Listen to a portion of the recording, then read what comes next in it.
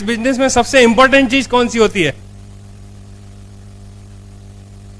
यदि हम जनरेशन की बात करते हैं तो इस बिजनेस में सबसे ज्यादा इंपॉर्टेंट यदि कोई चीज है तो एप्लीकेशन को जनरेट करने वाली चीज है कि आप इस बिजनेस को ज्वाइन करते हैं और ज्वाइन करने के बाद में आपके ग्रुप में कितनी एप्लीकेशंस या जिसको हम साइन अप फॉर्म बोलते हैं वो जनरेट आप कर पा रहे हैं। सारा बिजनेस इसी बात पर डिपेंड कर रहा है।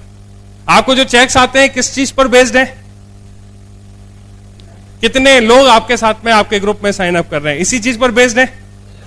और जब हमें यह मालूम पड़ जाए कि साइन अप होने से और नहीं होने से, साइन अप यदि होता है तो हमारा चेक बनता है और साइन अप नहीं होता है तो हमारा चेक नहीं बनता है, यदि हमें ये एक लॉजिकल बात मालूम है तो सबसे पहले तो हमको अपने अपने ग्रुप में चेक करना पड़ेगा कि क्या हमारे साथ में साइन अप हो रहे हैं क्या।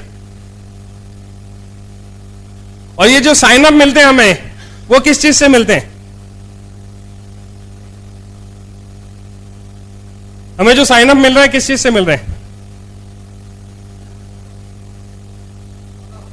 प्लान दिखाने से, प्रेजेंटेशन से मिल रहे हैं।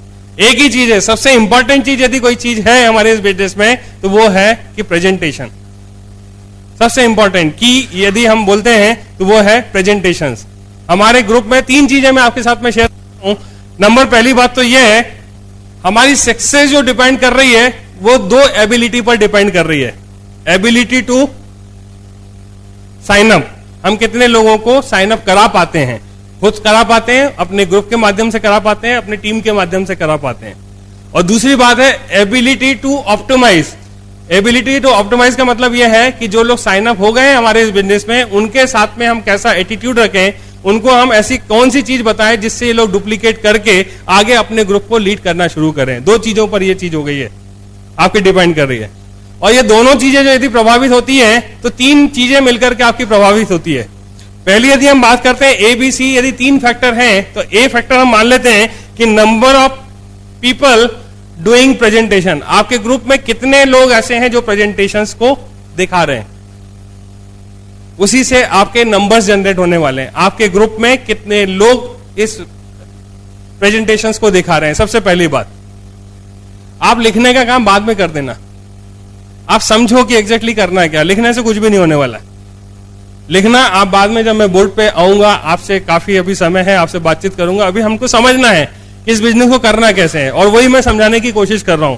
मैंने शुरुआत किस बात से करी है कि ये बिजनेस 100% प्रेडिक्टेबल है कि कोई आदमी इस बिजनेस में कब सफलता ले सकता है, कब वो डायमंड बनने वाला है। ये चीज फिक्स हो गई। जब वो चीज फिक्स हो गई तो हम कहां से शुरुआत करेंगे? हमने देखा कि इस बिजनेस में सबसे चीज जरूरी क्या चीज है कि हमको साइन अप कितने मिलते हैं, खुद के माध्यम से कितने मिलते हैं और अपनी टीम के माध्यम से कितने साइन अप से मिलते हैं। जब हमें ये चीज मालूम हो गया तो साइन अप जो मिलने वाले हैं वो किन चीजों से मिलने वाले हैं?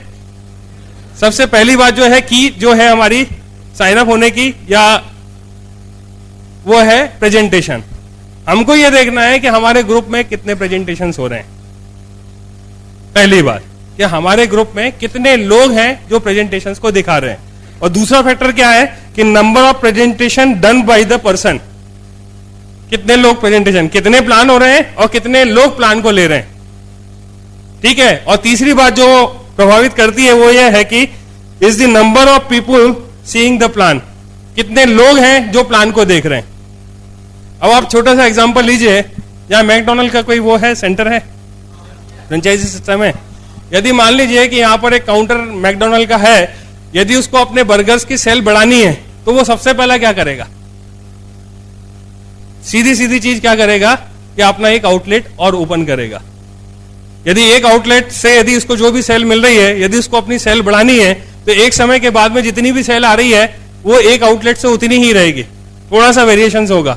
लेकिन यदि उसको अपनी सेल बढ़ानी है तो क्या करना पड़ेगा? उसको एक आउटलेट और ओपन करना पड़ेगा। और सेल बढ़ानी है तो क्या करना पड़ेगा? एक आउटलेट और बढ़ाना पड़ेगा। मैकडॉनल्ड जो है वो कहां का प्रोडक्ट है? यूएसए का प्रोडक्ट है, अमेरिका का प्रोडक्ट है। अमेरिका में एक छोटी सी बर्गर की शॉप थी, लेकिन उसका सपना बड़ा था।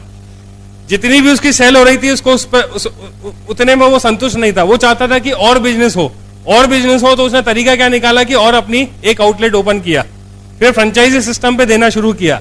ठीक इसी तरीके से आप देखो कि यदि हम अपने बिजनेस में एप्लीकेशंस को बढ़ाना चाहते हैं, ज्यादा लोगों को साइन अप कराना चाहते हैं, ज्यादा लोगों को इस बिजनेस में लेकर के आना चाहते हैं, तो सीधी सी बात क्या है कि सबसे पहले हमें क्या करना पड़ेगा, नंबर ऑफ प्रेजेंटेशंस हमें अपने ग्रुप में ज्यादा से ज्यादा बढ़ाने पड़ेंगे। जब हमने इस बिजनेस को ज्वाइन किया था तब हमें समझ में नहीं आता था, हमारी अपलाइन कहती रहती थी कि भाई प्रेजेंटेशन आप लेना शुरू करो, जब तक आप प्रेजेंटेशन नहीं लेंगे आपका बिजनेस बड़ा नहीं होगा। शुरू शुरू में बड़ा शाई नेचर था, हम कदम बाहर नहीं निकाल पाते थे, हमारा नेचर ऐसा नहीं था कि मतलब कभी भी 4 लोगों के बीच में मतलब इस तरह के प्रेजेंटेशन वाली बात आए, तो कभी भी हमने इनिशिएट नहीं किया। लेकिन ऐसा कई दिनों तक चलता रहा। 6 महीने तक हमने देखा कि 6 महीने जो रिजल्ट आ रहे थे बिल्कुल सेम के सेम रिजल्ट आ रहे थे, ज्यादा बड़े रिजल्ट हमें नहीं मिल पा रहे थे। हमने अपनी अपलाइन का जो कहना था वो इग्नोर किया, लेकिन हम अपनी वो जो रिजल्ट आ रहे थे उससे संतुष्ट नहीं थे। और जब संतुष्ट नहीं थे तो बार बार मीटिंग को अटेंड करना, और इस मीटिंग में बताया जाता था कि जब तक आप अपने प्रेजेंटेशन को बढ़ाओगे नहीं तब तक हमारा रिजल्ट जो है बढ़ेंगे नहीं। लेकिन हमें भूख थी, हम बड़ा काम करना चाहते थे, तो हम प्रेजेंटेशन लेना स्टार्ट किए। आप बिलीव करो कि जो पहला प्रेजेंटेशन, मैंने अपनी बात करता हूं कि मेरा जो नेचर था, मैं घर में जहां 4 लोगों से बातचीत नहीं कर पाता था, हमारी अपलाइन ने मोटिवेट किया, एक रास्ता दिखाया कि यदि आप नहीं लोगे तो आपकी टीम का कोई भी आदमी नहीं लेगा, और आपकी टीम का आदमी नहीं लेगा तो आपको जो टाइम फ्रीडम की बात कर रहे हैं, फाइनेंशियल फ्रीडम की बात कर रहे हैं, वो चीज कभी भी नहीं मिलने वाली है। तो एक समय ऐसा आया कि बात हमको समझ में आई, हमने कदम बाहर निकाला, निकालने के बाद में जो कहा गया था उस प्रेजेंटेशन को लेना शुरू किया। और बिलीव करो कि जो पहला प्रेजेंटेशन हमारा था वो मैंने आधा कंप्लीट किया था। चतुर्वेदी जी जो मेरे अपलाइन में आते हैं वो सामने बैठे हुए थे, लेकिन उन्होंने बोला था कि कोई भी गड़बड़ी होगी चिंता नहीं करना, मैं वहां पर बैठा रहूंगा, यदि आपको लगेगा कि आप पूरा नहीं कर पाते हो या कोई चीज भूल जाते हो तो मैं वहां बैठा रहूंगा, बाकी चीजें मैं टेक ओवर कर लूंगा दोस्तों। और उन्होंने ऐसे ही किया। मैंने जब स्टार्ट किया तो पूरा प्लान कंप्लीट नहीं कर पाया, बीच में ही मैंने अपना प्रेजेंटेशन छोड़ दिया, और जैसे ही मैंने प्रेजेंटेशन छोड़ा है उसके बाद उन्होंने उसको टेक ओवर कर लिया। और सबसे अच्छी बात क्या है कि यही एक ऐसा सिस्टम है जो हर कदम पर आपकी अपलाइन के माध्यम से, इस सिस्टम के माध्यम से हमेशा आपकी पीठ थपथपाई जाती है।